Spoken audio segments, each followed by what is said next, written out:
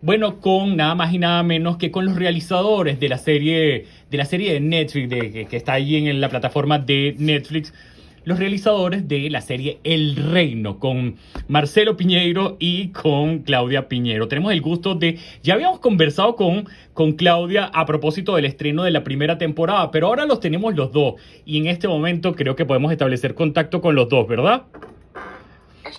Bienvenidos a Marcelo Piñeiro y a Claudia Piñeiro. ¿Cómo están? Muy bien. ¿Cómo es vos? Hola, buen día, gracias. Buenos días. Oye, me encanta poder establecer este contacto nuevamente y sobre todo para hablar de una serie de la cual ya habíamos conversado. Vamos a iniciar este diálogo. Yo creo que deberíamos hacerlo con la primera temporada del Reino. Abre con una cita de Gramsci. Y la segunda comienza con otra cita, pero en este caso bastante distinta, con una cita que aluda a San Agustín y que dice exactamente: sin justicia, ¿qué serían los reinos sino bandas de ladrones? ¿Y qué son las bandas de ladrones sino pequeños reinos? Hay un cambio allí, un cambio importante, ¿no? Bueno, en cuanto al origen de la cita entre San Agustín y Gramsci, pero digamos, en definitiva son dos pensadores que en estas citas de algún modo tiran como una clave de lectura sobre el total de la reina, no de la serie. No las siento contradictorias, No, no, para las nada. frases, por otro lado. Ajá. Y las siento como muy alineadas y como indicando como un camino de mirada sobre la historia que se va a contar a continuación. Exacto. ¿Qué me dice Claudia? ¿Está de acuerdo, me imagino, no? Sí, sí, bueno, discutimos bastante. Marcelo es como que siempre es pescador de citas por ahí y, y también el tema de que en la segunda temporada sea un santo San Agustín, no te creas que no fue una cosa que lo evaluamos, pero primó sobre su santidad y su cuestión religiosa, que también la serie trata temas religiosos y por lo tanto es muy pertinente que lo sea, su cuestión de pensador, ¿no? San Agustín fue un filósofo, ¿no? Un pensador y que ha dejado un montón de obra y que va más allá de su supuesta santidad o su santidad o lo que sea, ¿no? Claro que sí. Oye, por cierto, el reino comienza, yo diría que comienza con las consecuencias de lo que habíamos visto en la primera temporada. Es decir, recordemos que para las personas que nos están escuchando, el reino es la historia de un pastor vinculado, sí, vinculado con la religión, un hombre vinculado con la religión, y su lucha por llegar nada más y nada menos que a ser vicepresidente. Al final hay un giro de tuercas y se convierte en el presidente de Argentina. Estamos hablando del pastor Emilio Vázquez y en esta segunda temporada vemos que su reino precisamente ha comenzado a tambalearse. Yo quería, es decir, no comienza justo donde lo dejamos, sino que ya hay unas consecuencias de esta primera temporada. ¿Cómo nació? Digamos que ustedes, que Claudia y Marcelo Piñeiro, tenían boceteado, digamos, a priori, algo de esto cuando escribieron la primera temporada. Pensaban que podía venir una segunda dijeron, bueno, ahora lo vamos a tener como presidente, a este tipejo. Mira, nosotros creíamos, sí, que era una serie de 2 temporadas. Ajá. Obviamente teníamos la certeza de la segunda sin saber si ir a hacer primero la primera y ver qué sucedía, etcétera. Como la serie arrancó muy bien en la primera, inmediatamente nos confirmaron la segunda y nosotros ya teníamos el bosquejo amplio, obviamente no el detalle, pero sí el bosquejo amplio de que la segunda iba a arrancar ya con el pastor Emilio instalado en la presidencia y con una presidencia que se desgaja, con un país un poco en llamas y con el regreso de Tadeo, que al final de la primera se había exilado del país para proteger a Jonathan. Y Tadeo regresaba. Esas líneas las teníamos y sentíamos que ahí concluía de verdad la historia. Bueno, felizmente pudimos hacerla y aquí está. Pero sin duda, parte de una elipsis importante, el Ajá. arranque de la segunda. Han pasado más de 2 años, ya Emilio es presidente y el país está en llamas. Y de algún modo porque Emilio ha cumplido, digamos, con el acuerdo, con ese poder en las sombras que representa Emilio, que había hecho al final del último capítulo de la temporada anterior, y llevar adelante esas políticas económicas es lo que pone al país en llamas. Y ahí el reclamo de ese poder a Emilio, cuando Emilio dice, yo con estas políticas no puedo mantener a la gente conmigo, le dicen, pero ese es tu rol. Claro. Lo que vos tenías que hacer es eso, tener a la gente contenta. Pero ¿cómo voy a hacer? Y no sé, qué sé yo, rezarles un Padre Nuestro, lo que te guste. Pero tu trabajo es ese, el nuestro es el otro. Entonces, así arranca la segunda temporada.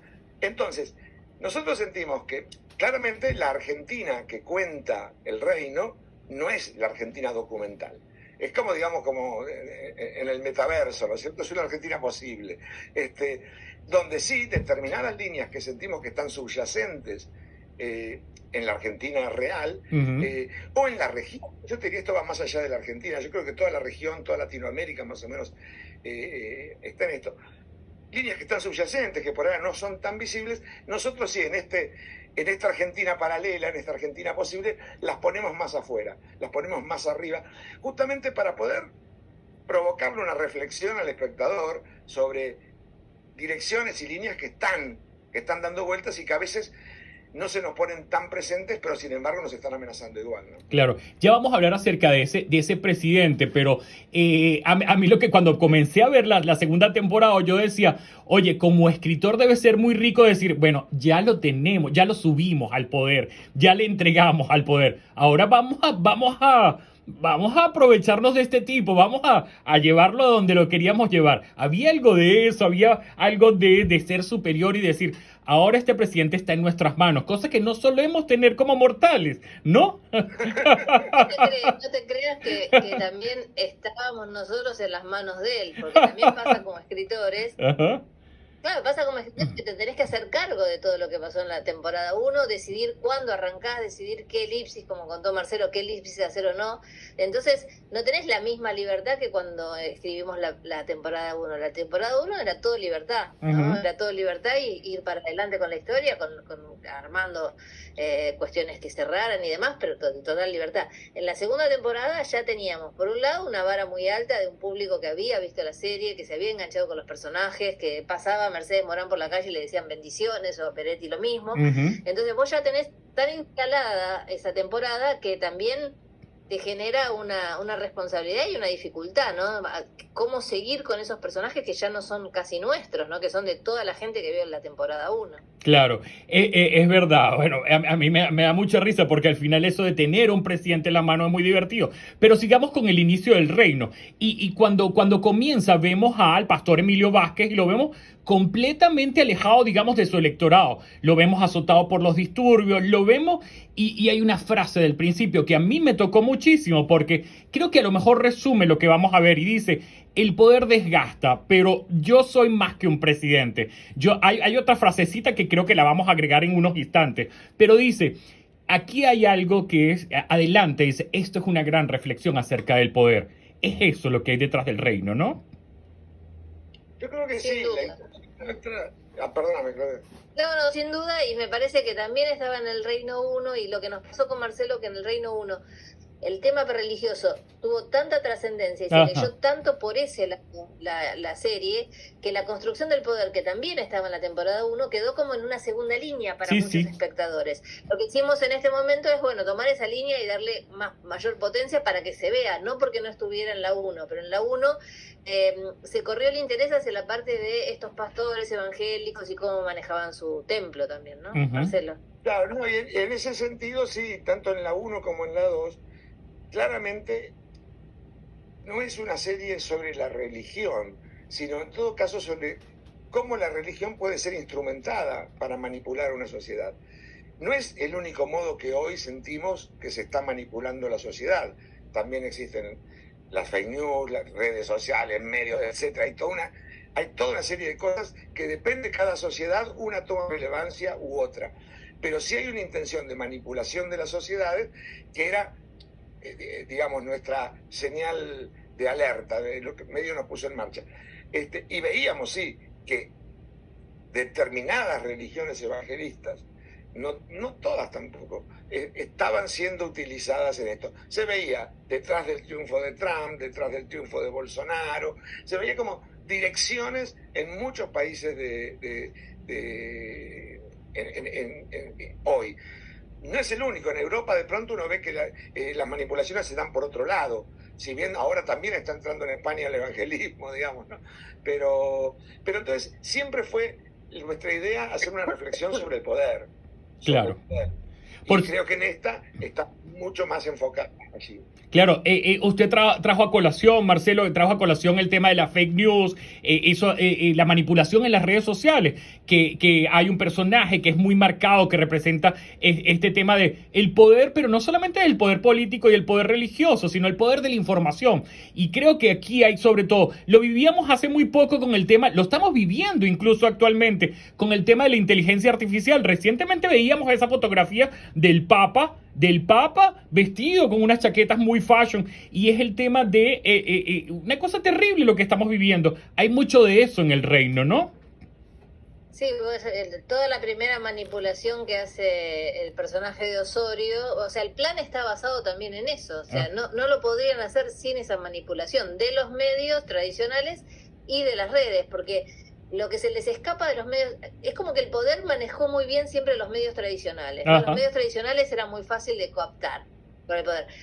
Las redes, que es algo muy extendido, que lo tiene cualquiera en su telefonito, etcétera, es más difícil. Entonces también hay que meterse de otras formas ahí. Y eso el personaje de Osorio lo entiende rápidamente. En cuanto se da cuenta que no le funcionó lo de los medios, dice hay que ir por este otro lado y empieza a inventar todas esas fake news que le resulta muy fácil. Cambia una frase, viste que solamente lo único que hace, ni siquiera es inteligencia artificial, es editar un video para que diga lo que tiene que decir en el momento que lo tiene que decir y se terminó.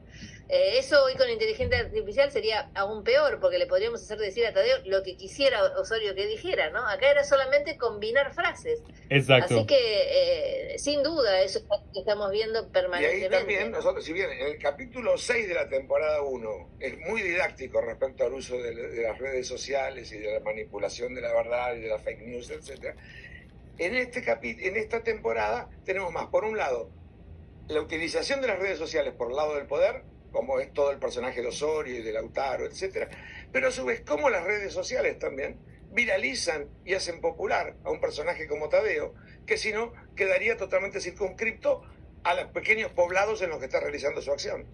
Entonces, tampoco es demonizar las redes sociales, es el uso de... Exacto. ¿No es cierto? Exacto. Oye, volvamos a la frase que yo les decía, a la frase del principio, que dice, el poder desgasta, pero yo soy más que presidente. Y ahora sí le voy a agregar un pedacito a esa frase que decía, el poder desgasta, pero yo soy más que un presidente. Y dice, yo soy amor. Y a mí me recordó inmediatamente a ciertos personajes latinoamericanos, a ciertos presidentes. Por ejemplo, vinieron a mi cabeza, por ejemplo, algunos, los Kirchner, por ejemplo, en Argentina, esa cosa mesiánica. Me vino a la cabeza Jair Bolsonaro, me vino a la cabeza Lula da Silva. Y aquí en Venezuela me vino a la cabeza, evidentemente, Hugo Chávez Frías. Y esa cosa de líder mesiánico, el líder y carismático sobre todo, pero que hay que perseguir. Uno se imagina a Claudia y Piñeiro, y también a Marcelo Piñeiro, moldeando esos personajes. Los moldearon con esos referentes. ¿Cómo se moldea un personaje sabiendo que nos referimos a presidentes y presidentes latinoamericanos? Sí, nosotros tratamos de no referirlo a ninguno en particular, sino que fuimos tomando cosas de distintas situaciones que fuimos viendo, ¿no? O sea, cuando Bukele entra en El Salvador y hace ese autogolpe, o cuando Yáñez entra en Bolivia con la Biblia, cuando Bukele entra al Congreso también entra con la Biblia. Entonces son como escenas que se nos iban apareciendo permanentemente, ¿no? De la unión, de... Yo tengo el poder, pero además necesito transmitir una cuestión religiosa que se ve, como dice Marcelo, hoy en España hay pastores que ya están con el PP. Sí, hay algunas cuestiones de agenda que la ultraderecha también coincide mucho con esta cosa de conservadurismo religioso, ¿no? Con mis hijos no, la ESI no, las leyes que tienen que ver con los derechos de las personas LGTB más no, todo ese tipo de cosas. A veces coinciden agendas de cierta derecha y cierta... intención religiosa. Entonces eso se fue viendo, no en personajes específicos, sino como tomando cositas que fuimos viendo de todos lados. A mí, en particular, hace mucho tiempo, y te diría de antes, y te diría extendido a todos los líderes que se te ocurra, del país que se te ocurra. Me empezó a molestar desde que empezaron a decir yo los amo, los quiero, no sé qué. Yo no quiero que me quieran, no quiero que me amen, quiero que gobiernen bien y hagan las cosas bien. Pero en un momento se quebró el discurso, ya no importaron las ideologías políticas, no importa de quién, y todos, porque también Macri en Argentina, también Claro. seguramente en otros países los opositores de tu país también deben decir yo los quiero, yo los amo, porque se empezó a decir yo los quiero, yo los amo por todos lados. Y eso del amor a mí me da desconfianza desde un líder, porque yo lo que quiero es que gobierne bien y que haga las cosas bien, ¿no? Claro, Y en ajá. definitiva, lo que está en peligro, nos parece, o me parece, ¿no? Es la democracia. Y lo que hay que defender es la democracia. Cuando se vacían de sentido las instituciones y pasan a ser mamotretos de yeso, venga por el lado que venga del espectro ideológico, eso es peligroso. Las instituciones, la democracia es imperfecta, no hay duda, pero por ahora es el mejor sistema de gobierno y en ese sentido son claves los roles de la justicia, del poder ejecutivo, del poder legislativo, la división de poderes, el autocontrol entre los diferentes poderes, y particularmente que el pueblo no sea un invitado exclusivamente para votar. La existencia de la democracia es un pueblo defendiendo permanentemente sus derechos. En ese sentido sí sentimos que está en peligro la democracia en todo el mundo, por lo menos en el mundo occidental, que es el que más o menos conocemos en funcionamiento, y está en peligro por diferentes lados. Esto yo no se lo podría atribuir a que pone en peligro a la democracia a la derecha o que pone en peligro a la democracia a la izquierda. Está en peligro la democracia por todos lados. Hoy uno ve en el mundo que hay una concentración del poder cada día más brutal, del poder económico, del poder político, del poder real. Y cada vez somos mayoría los que carecemos de todo poder. Y creo que lo que hay que hacer es justamente la democracia es lo que equilibra esa balanza. Claro. Es lo que equilibra esa balanza. Entonces, en ese sentido, la alerta, en todo caso, pasa por allí, ¿no? Claro que sí. Oye, por cierto que en esta segunda temporada hubo algo que dijeran, oye, queremos hablar sobre esto. ¿Hubo algún tema que no estaba en la primera y que ustedes dijeran, oye, nosotros queremos en esta segunda temporada aportar un tema adicional? ¿Hay algo de eso?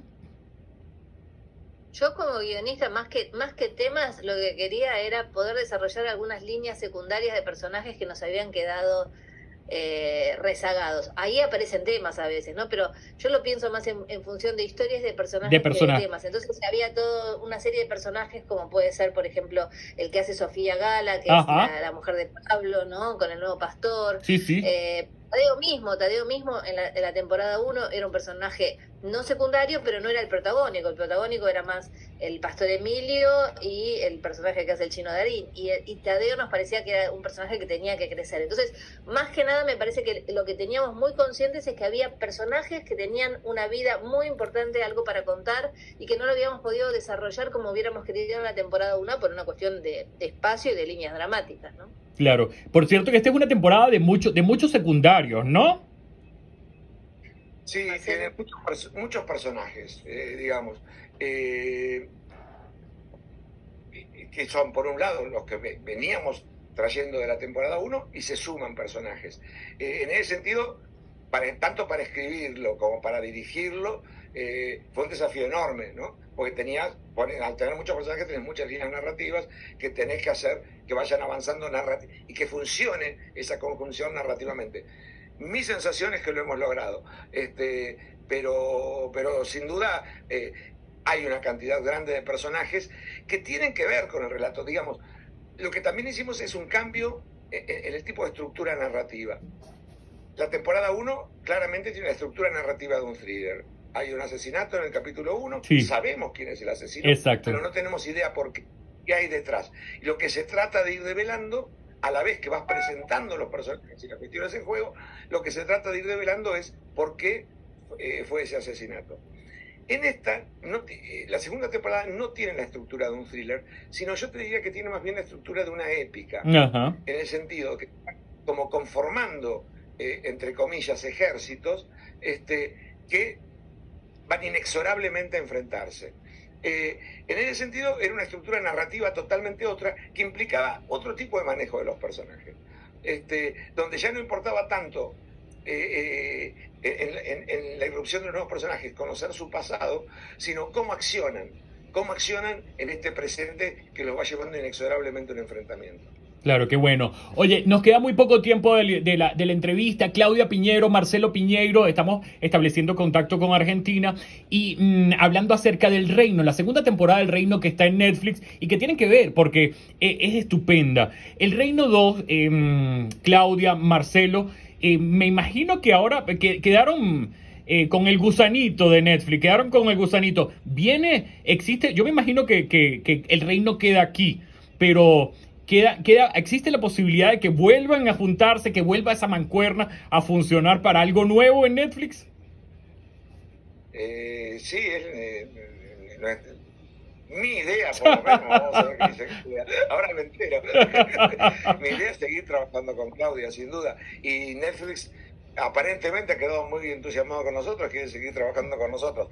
El Reino terminó. Sí. El Reino terminó, el Reino concluye la temporada 2, eso lo anunciamos antes de empezar a rodarla, termina acá, está yendo súper bien por suerte, pero no vamos a claudicar, el Reino terminó acá. Pero sí, tenemos ideas de seguir trabajando juntos y Netflix tiene ganas de desarrollar proyectos nuestros. Vamos a ver si el proyecto que le presentamos los entusiasma. Sí, bueno, coincido con Marcelo, para mí fue un aprendizaje y una alegría trabajar con él, así que sería genial que sigamos trabajando juntos. De hecho, nos conversamos todos los días sobre cosas que podríamos hacer, pero también los dos somos personas que tenemos una trayectoria y una edad con la cual vamos a hacer algo si nos interesa, nos gusta y nos parece que vale la pena, ¿no? Porque también está eso, que a veces es como, funcionó el de Piñeiro, hagamos una serie de tal cosa y nosotros es como que no estamos para esa, me parece, hablo por Marcelo, pero estoy seguro que opina como yo, estamos para hacer algo que nos guste, que nos parezca interesante, que sea un desafío, que tenemos ganas de hacerlo y que hacerlo lo mejor posible, más allá de los resultados. Entonces, sin duda tenemos ganas de seguir trabajando juntos, sin duda está la voluntad y seguramente Netflix nos acompañará. Lo que necesitamos es encontrar un proyecto que nos enamore como nos enamoró el Reino, ¿no? Pero está a la mano, ahí está, por ejemplo, el tiempo de las moscas, ahí está las maldiciones, Claudia. Es decir, hay material allí a la mano, ¿no? Hay material, sí, vamos a ver. También nos gusta escribir juntos, entonces seguramente alguna de esas ideitas, semillitas que tenemos por ahí dando vueltas hará una explosión y podremos echar mano más de algo más creativo entre los dos, ¿no? Claro, última pregunta porque ya me estoy robando mucho tiempo, pero escribir a cuatro manos, ¿encontraron la fórmula? Porque el acto de escribir suele ser solitario, suele ser íntimo, y sin embargo, ya escribir para televisión, en el caso de ustedes, es a cuatro, han hecho un tándem ahí. Sí, yo, a diferencia de Claudia, estoy más acostumbrado a trabajar. Sí, claro, digamos, Marcelo. En todas las películas he escrito el guión siempre con alguien y después la realización del cine es de equipo. Entonces, yo funciono mucho mejor que en soledad en el diálogo. Ahora, para Claudia, supongo, no sé, lo dirá ella, ha sido una experiencia diferente porque ella, como escritora, obviamente, trabaja sola. Pero yo lo que puedo decir antes de que ella cuente lo suyo es que la experiencia de trabajo con Claudia para mí fue wow, impresionante. Sentí que de inmediato encontramos sintonía absoluta, lo cual no quiere decir que éramos como clones. Somos diferentes, pensamos diferentes. Pero tenemos una zona en común que es muy potente. Y entonces lo diferente acciona sobre la zona en común de un modo muy creativo. Así que para mí fue una experiencia absolutamente 10. Qué bueno. Para mí, un aprendizaje impresionante, imagínate. Es escribir con la persona que después lo va a realizar, te allana el camino, ¿no? Porque Marcelo ya veía la escena de otra forma, entonces vos también vas aprendiendo con esa cabeza, que no es la del escritor, ¿no? La cabeza del escritor es como escribir la historia, pero acá había la cabeza de dos escritores, más uno que le aportaba su cuestión de mirar, ¿no? Y entonces, capaz que había una escena que Marcelo ya la había visto y lo que necesitábamos eran las palabras para contarla. Yo aprendí muchísimo, lo disfruté, sentí que fue un trabajo que fluyó naturalmente y que me encantaría que se volviera a repetir, así que ojalá que se dé. Oye, otra cosa que te iba a decir, creo que una de las bases es que nos respetamos muchísimo los dos. Entonces en las diferencias también nos respetamos, ¿no? O sea, yo puedo no opinar como Marcelo a lo mejor y alguna seña la quiero hacer de otra manera, pero yo sé que lo que él me está diciendo tiene un motivo y tiene una razón para ser escuchado, que es algo que no pasa a veces en el debate público. Uno se aferra de su posición y no se mueve de ahí y pelea con el otro sin escuchar al otro porque cree que tiene la verdad. Me parece que los dos respetamos mucho al otro y entonces permanentemente estamos moviendo posiciones porque el otro te convence de que lo que te está diciendo, ojo, en esta oportunidad él tiene razón y no yo, ¿no? Qué bueno. Oye, gracias a los dos por este contacto, gracias por esta entrevista, por aceptar hablar acerca del Reino 2 y de otras cosas también. Gracias a Claudia Piñeiro, escritora, guionista de televisión, dramaturga, contadora argentina también, y además creadora de personajes maravillosos en la literatura. Y Marcelo Piñeiro, bueno, autor de una de mis películas favoritas, Plata Quemada, director de cine, guionista argentino. Un placer poder conversar con ustedes acerca del Reino. De verdad que nuevamente un abrazote para los dos. Muchas gracias. Gracias.